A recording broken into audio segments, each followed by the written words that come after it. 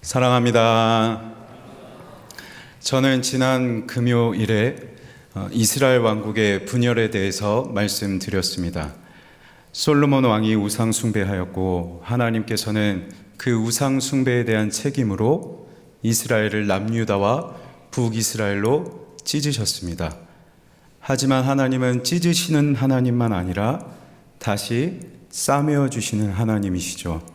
그래서 하나님께서는 르호보암의 남유다를 중심으로 이 이스라엘을 다시 회복시켜 가세요. 그런데 구체적으로 어떻게 회복시키시느냐? 하나님 말씀에 온전하게 순종하는 사람, 그리고 하나님께 섬기며 충성하는 사람, 예배를 회복하는 사람들을 통하여서, 그 사람들을 통하여서 나라를 하나님 나라로 회복시켜 가셨습니다. 그리고 이와 마찬가지로 우리 가정도, 우리 개인의 삶도 하나님께서 온전한 예배와 또 섬김, 그리고 순종을 회복시키심으로 우리 가정을 회복해 가신다. 또 이를 위하여 우리에게 모든 것을 완성하신 예수 그리스도의 의를 은혜와 선물로 주셨다라고 말씀드렸습니다.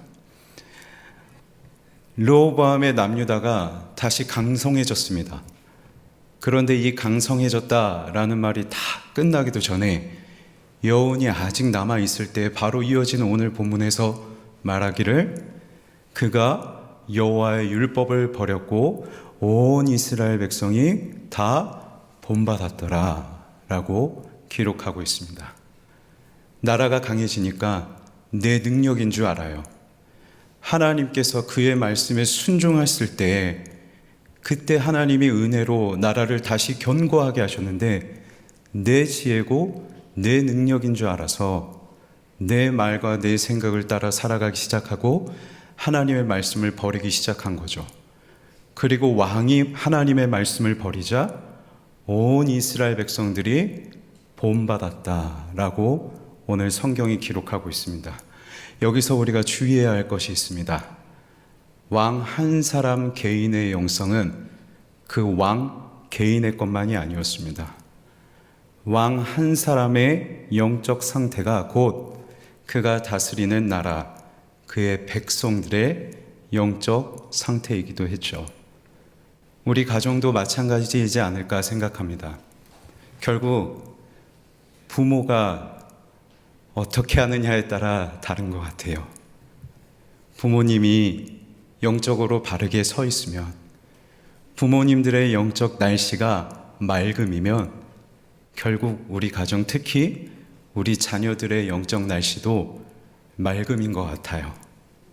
그래서 부모님이 먼저 하나님 말씀대로 살아가려고 몸부림하고 내 자녀들에게 어떻게든 하나님 말씀 가르치려고 애를 쓰면 내 자녀들도 그런 부모님들을 본받아서 그의 믿음이 영적 상태가 맑음으로 바로 설 수 있는 것이죠. 그렇다면 여기서 질문이 있습니다. 마귀가 저와 우리 가정을 넘어뜨리기 위하여 가장 먼저 시도하는 방법은 무엇일까요? 르호보암 왕이 그랬던 것처럼 하나님의 말씀을 버리게 만듭니다.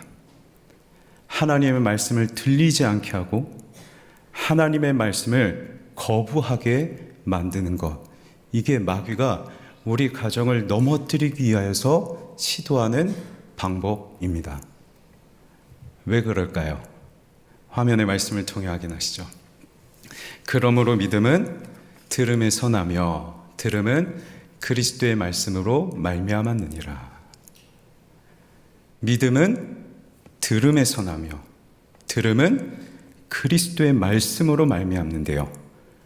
결국 우리의 믿음이 자라기 위해서는 하나님의 말씀을 들어야 하는 것이죠. 반대로 마귀의 입장에서는요, 우리의 믿음을 꺾어버리기 위해서는 하나님의 말씀을 듣지 않도록 만들어야 되는 거예요. 그래서 우리 가정에 임하는, 나에게 임하는 하나님의 말씀이 자꾸만 들리지 않도록, 자꾸 거부하고 싶도록 만들어서 우리의 믿음을 자라지 못하도록 만들고 있는 것이죠. 바라기는 우리 가정의 부모님들께서 먼저 하나님의 말씀에 눈과 귀와 마음을 여시고 하나님 말씀 따라 살아가려고 몸부림하시고, 그리고 그 모습을 본받아서 우리 자녀들도 자녀들의 눈과 귀가 하나님 마음에, 하나님 말씀에 열려서 하나님 앞에 신실하게 자라가는, 그래서 우리 부모님들도 우리 자녀들도 믿음의 날씨가 언제나 항상 맑음이 될 수 있으면 좋겠습니다. 그런데 이제 르호보암이 범죄하였고 하나님의 말씀을 버렸습니다. 그래서 하나님께서는 다시 그를 징계하기 시작하세요. 애굽왕 시삭을 통하여서 예루살렘을 치십니다. 시삭이 1200대의 병거와 6만 명의 병사들을 이끌고 예루살렘으로 쳐들어옵니다. 올라오는 길에 그동안 이 남유다가 세워두었던 여러 성읍들을 다 쳐서 무너뜨려요. 지난주에 제가 말씀드렸던 것처럼 르호보암 왕은 18만 명의 군사를 이끌고 북이스라엘로 공격하러 갔다가 하나님 말씀을 듣고 그대로 길을 돌이켰습니다. 그리고 돌아와서 그가 예루살렘에서 한 일이 남유다 지역의 남쪽 지역들, 그래서 애굽의 침입을 대비하기 위해서 여러 성읍들을 쌓았고, 그리고 그 쌓은 성읍들을 더 견고하게 만들었다라고 지난주에 우리가 말씀을 통해서 살펴봤죠. 침입에 대비하기 위해서 성읍을 많이 쌓았습니다. 쌓은 성읍을 더 견고하게까지 하였습니다. 그 성읍들이 다 무너져 버렸대요. 또한 끝까지 예루살렘을 지키기 위해 이 지역에 남아있던 소수의 사람들도 있었다 말씀드렸습니다. 그런데 그 사람들이 여전히 예루살렘을 지키고 있었음에도 이제 이 예루살렘마저 무너질 위기에 처해 있는 거죠. 모든 노력이 다 허사로 돌아가기 일보 직전입니다. 그렇게 열심히 나라를 재건하기 위해서, 나라를 다시 회복시키고 다시 세우기 위해서 그렇게 노력을 했는데 왜 이 모든 노력들이 물거품으로 돌아가고 있는 것일까요? 이들에게 군사력이 없었을까요? 아닙니다. 18만 명이나 모집할 수 있었을 만큼 이들에게도 결코 뒤처지지 않는 군사력이 있었습니다. 이들에게 노력이 부족한 것도 아니었습니다. 말씀은 계속해서 이들이 성읍을 재건하였고, 그리고 관리들을 파견하였고, 곡식과 무기들을 비축했다고도 기록해 두고 있습니다. 부족한 게 없었어요. 그럼에도 모든 노력들이 다 물거품으로 돌아가서 또다시 이 이스라엘 땅의 위기가 닥쳐온 단 한 가지의 이유가 있다면, 하나님께서 말씀하시길 너희가 나를 버렸으므로 나도 너희를 버렸도다. 그래서 저와 여러분이 기억하셔야 됩니다. 우리 사람은요, 아무리 내가 살기 위해서 노력하고 또 노력한다 하더라도 단 한 가지, 이게 없으면 안 돼요. 피조물인 우리는 그 노력들 앞서 창조주 하나님 없이는 결코 살아갈 수 없습니다. 이게 우리의 피조물됨입니다. 성경에도 하나님을 결코 떠나서 살아갈 수 없음을 우리에게 분명하게 기록하는데요. 화면의 말씀을 통해서 확인하시죠. 가인이 여호와 앞을 떠났습니다. 그리고 에덴 동쪽 롯 땅에 거주하더니 하나님과 함께 살아갔던 그 에덴 땅에서 점점 더 멀어져요. 이미 그의 신앙 자체가 하나님과 함께 살아가는 그 신앙으로부터 멀어져 가고 있는 것이죠. 아내와 동침함에 그가 임신하여 에녹을 낳은지라. 아들을 낳으니 이름을 에녹이라 합니다. 에녹의 뜻은 헌신하다, 바치다 라는 뜻이에요. 그리고 가인이 성을 쌓습니다. 성을 쌓는 이유는 나를 보호하기 위한 은신처, 피난처를 만드는 것이죠. 그런데 그 은신처와 피난처를 만들고서는 그 성의 이름 역시 아들의 이름과 똑같이 헌신하다 라는 에녹, 이라고 이름을 짓습니다. 왜 아들도 그리고 그의 은신처인 성도 그 이름을 헌신하다라고 지었을까요? 아들도 나를 위해서 헌신해야 돼요. 이 성도 나를 보호하는 일에 헌신해야 돼요. 아들도 나를 위해서 그의 인생을 바쳐야만 되고, 이 성도 나를 위해서 헌신해가며 나를 지켜줘야 되는 것이죠. 왜요? 하나님을 떠났기 때문입니다. 하나님을 떠나니까 사람이, 피조물이 결코 혼자 살아갈 수 없음을 비로소 깨닫고 두려워서 내 아들도 성도 나에게 헌신해야 된다 라고 말하고 있는 것이죠. 그렇다면 성도는, 하나님의 백성은 어떻게 살아가야 하는 것일까요? 이어지는 말씀도 확인하시죠. 여호와께서 아브라함에게 이르시되 너는 너의 고향과 친척과 아버지의 집을 떠나라. 아브라함이 살았던 그의 고향과 친척과 아버지의 집은 하나님 없이 살아가는, 하나님과 함께 살아가지 않는 이방 족속들이었습니다. 그런데 하나님께서 하나님 없이 살아가는 그 삶을 떠나서 내가 너에게 보여줄 땅으로 가라고 말씀하시죠. 그 땅은 어떻게 살아가는 땅이에요? 너를 축복하는 자에게는 내가 복을 내리고 너를 저주하는 자에게는 내가 저주하리니 땅의 모든 족속이 너로 말미암아 복을 얻을 것이라 하신지라. 하나님 없이 살아가는 땅을 떠나서 하나님께서 가라 하신 땅은 어떻게 살아가는 곳이냐? 우리를 축복하는 자에게 축복하시고 우리를 저주하는 자에게 저주하시면서까지 우리를 지키시고 보호하시는 그 하나님과 함께 살아가는 땅. 그래서 하나님의 백성은, 하나님의 자녀는 하나님을 떠나서 살아가는 사람들이 아닙니다. 그건 두려움이 임할 뿐입니다. 두려움이 임하니 내 자녀도 내 은신처도 다 나를 위해서 살아야 돼요. 하나님의 백성은 나를 축복하는 자에게 축복하시고 나를 저주하는 자에게 저주하시면서까지 우리를 평생 동안 인도하시는 그 하나님과 함께, 그 하나님 안에서 살아가는 것이 저와 여러분이 살아가야 할 삶인 줄 믿습니다. 그렇다면 구체적으로 우리가 하나님 안에서 살아간다는 것은 어떻게 살아가는 삶일까요? 하나님께서 르호보암 왕의 그 나라를 다시 찢으려 하세요. 다시 벌하세요. 하나님께서 보복하시는 것일까요? 하나님이 이 한 가지를 깨닫게 하시는 것이 있습니다. 화면을 통해 한번 말씀을 보실까요? 이 말씀은 하나님께서 다윗과 맺으신 그 약속을 근거로 그의 아들 솔로몬에게 하시는 말씀입니다. 내가 너에게 명령한 모든 것을 행하여 내 율례와 법규를 지키면 내가 내 나라 왕위를 견고하게 하되. 하나님께서 다윗에게 맺으신 그 약속을 따라서 솔로몬에게 말씀하세요. 너가 내 율례와 법규를 잘 지키면 내가 너의 나라 왕위를 견고하게 하리라.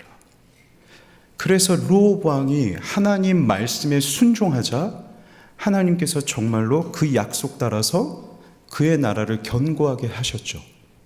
하지만 이렇게도 말씀하셨어요. 너희 앞에 둔 내 율례와 명령을 버리고 내가 너희에게 준 땅에서 그 뿌리를 뽑아내고 내 이름을 위하여 거룩하게 한 이 성전을 내 앞에서 버리겠다. 하나님은 말씀을 잘 지키면, 하나님의 율례와 법도를 잘 지키면 너희의 나라를 견고하겠다라고 약속하셨고, 반대로 너희가 내 율례와 법도를 버리면 나도 너희의 왕위를 뿌리 뽑아버리겠다라고 약속하셨죠. 그리고 정말로 하나님께서는 르호보암이 강성해져서 하나님의 말씀을 버리니 하나님께서 말씀하시기를 나도 너희를 버렸다. 하나님은 지금 단순히 이 르호보암을 보복하시기 위해서 애굽 왕 시삭을 동원하시는 게 아닙니다. 한 가지를 알게 하시는 거예요. 하나님은 약속 안에서 일하시는 분이세요. 하나님은 약속하셨기 때문에 견고하게 하시고 복을 주시고, 또 약속하셨기 때문에 버리실 수도 있는 거죠. 하나님은 약속 안에서 일하시는 분이세요. 그래서 우리가 하나님 안에서, 그리고 하나님과 함께 살아간다는 것은 이런 의미가 있습니다. 먼저 첫째로 하나님이 누구신지 정확하게 아시는 거예요. 하나님은 약속 따라서 우리에게 복을 주시는 분이시기도 하지만 그 약속 때문에 우리를 벌하실 수도 있는 분이시다. 이 하나님을 정확하게 아셔야 됩니다. 그리고 둘째, 우리가 하나님을 정확하게 알았다면, 하나님은 약속 따라서 복 주시고 하나님은 약속 따라서 벌 주시기도 하시는 분이심을 알았다면 우리도 그 약속 안에서 살아가는 거죠. 하나님이 내게 복 주실 것을 믿으며 나도 하나님 말씀 지켜가며 살아가는 것. 단순해지는 겁니다. 하나님과 함께 살아간다는 것은 우리의 삶이 단순해지는 거예요. 내 삶의 기준, 내 삶의 가치관을 다른 데다 이것저것에다 두지 않고 하나님의 약속과 내 삶의 기준을 완전히 일치시켜서, 그래 나는 하나님 약속대로 살아간다. 하나님이 내게 복 주시겠다 하시니 나도 그 약속 따라 하나님 말씀 지키며 살아가겠다. 이렇게 단순하게 내 삶을 하나님 약속과 일치시키는 것, 이것이 하나님과 함께 살아가는 것, 우리가 하나님 안에서 살아가는 것인 줄 믿습니다. 근데 마귀는 자꾸 우리를 단순해지지 못하게 만들어요. 눈에 보이게, 귀에 들리게 만들어서 너 정말 하나님의 약속만 믿고 살아가도 충분하니? 다른 거 필요하지 않아? 라고 우리에게 자꾸만 충동하면서 우리의 마음을 복잡하게 만들죠. 자꾸만 우리의 기준이 복잡해지고 생각도 복잡해져서 단순하게 하나님 약속 믿고 살아가는 게 아니라 자꾸만 말씀을 떠나요. 약속을 떠나요. 말씀을 버려요. 그리고 내 힘과 내 지혜대로 살아가며 나도 모르게 언젠가 하나님을 떠나버리고 있는, 그게 우리 모습에서 순간순간 발견하게 되죠. 저와 여러분의 가정은 어떠십니까? 하나님 말씀 온전하게 듣고 계십니까? 하나님을 떠나 계시지는 않으십니까? 하나님 약속과 여러분의 삶의 기준이 일치되어서 단순하게 신앙생활하고 계십니까? 아니면 나도 모르게 하나님의 말씀이 들리지 않고 하나님의 말씀이 아닌 내 가치관 따라 살아가고, 돌이켜보니 나만이 아니라 내 가정도, 내 자녀들도 나처럼 하나님께 멀어져 있는 게 우리의 가정의 모습은 아닌가.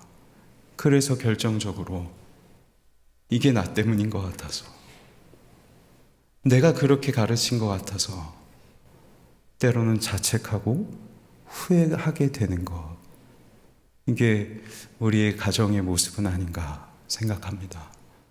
그렇다면 오늘 이 새해 첫 금요 기도회 때 저와 여러분이 무엇을 해야 될까요?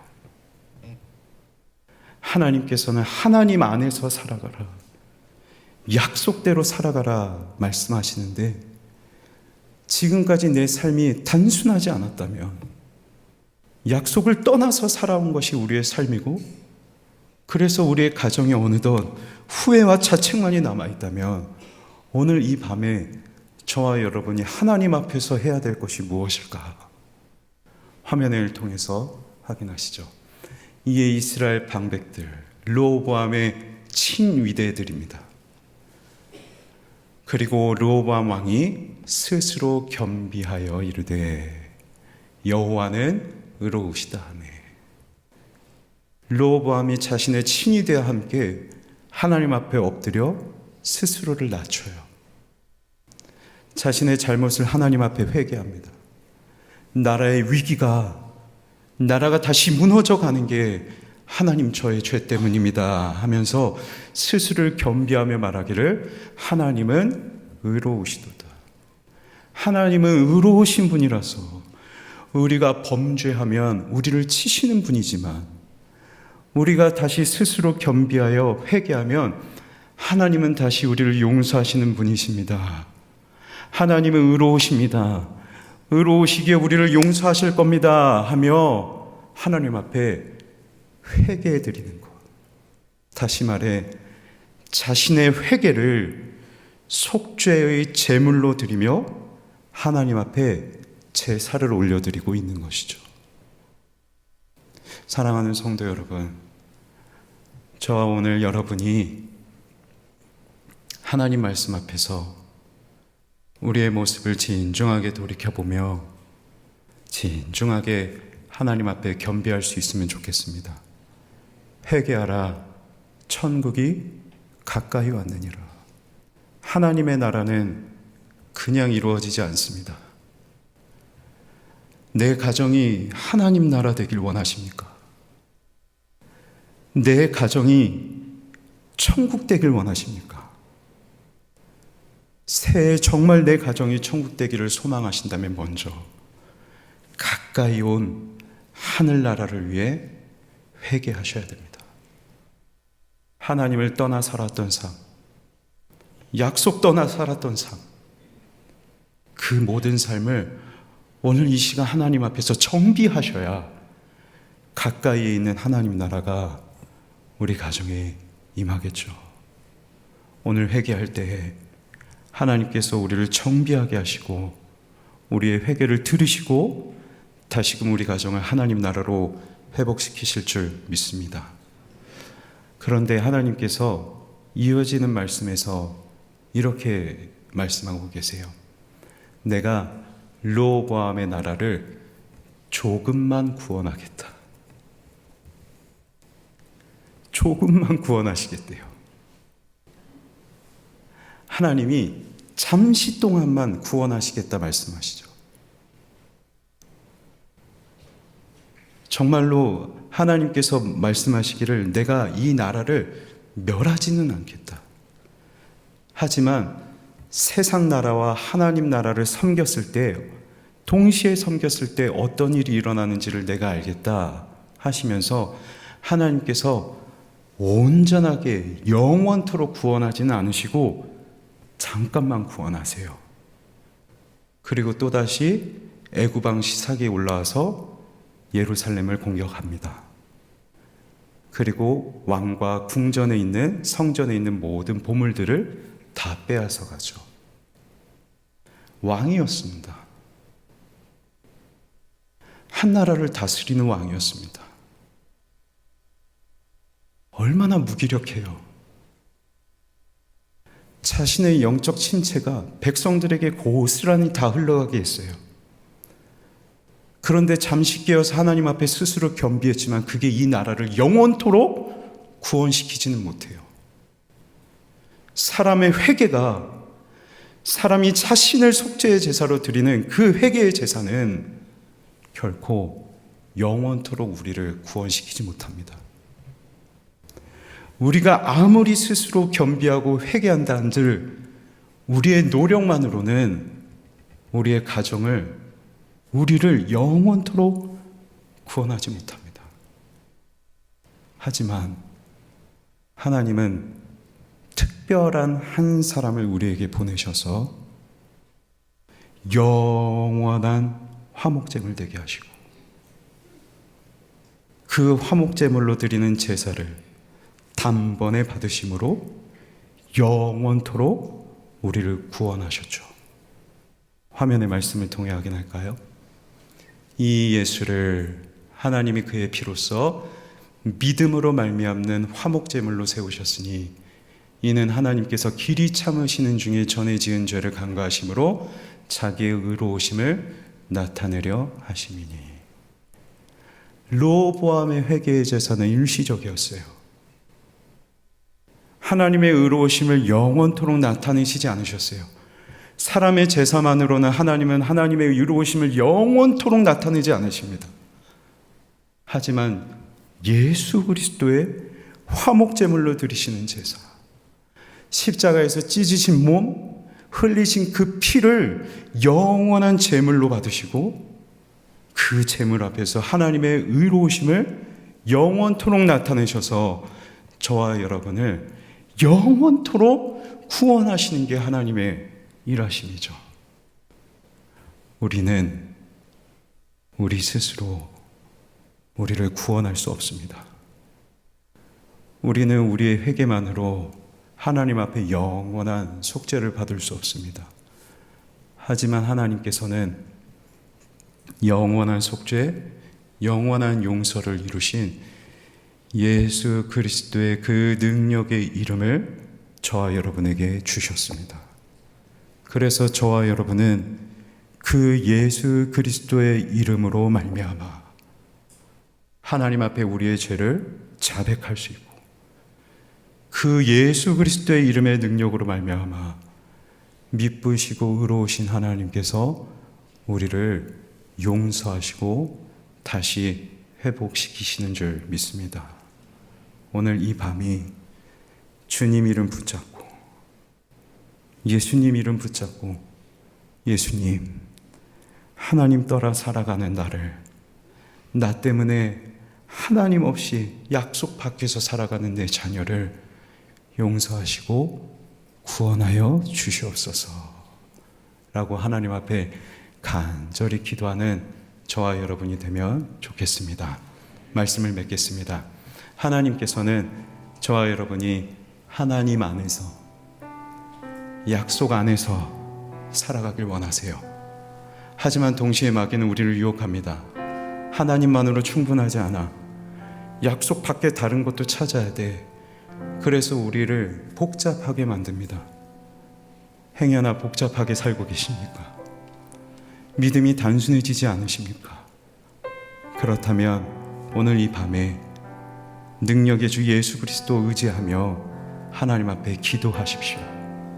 하나님께서 기도를 들으시고 예수님의 이름으로 우리를 용서하시고 다시 우리를 일으켜 세우실 줄 믿습니다. 그래서 우리를 통하여 나를 일으키시고 나를 통하여 우리 가정도 함께 회복시키실 그 하나님을 함께 예배하는, 기도하는 우리 주안의 일상교회 교우들이 되길 주님의 이름으로 간절히 소망합니다. 아멘.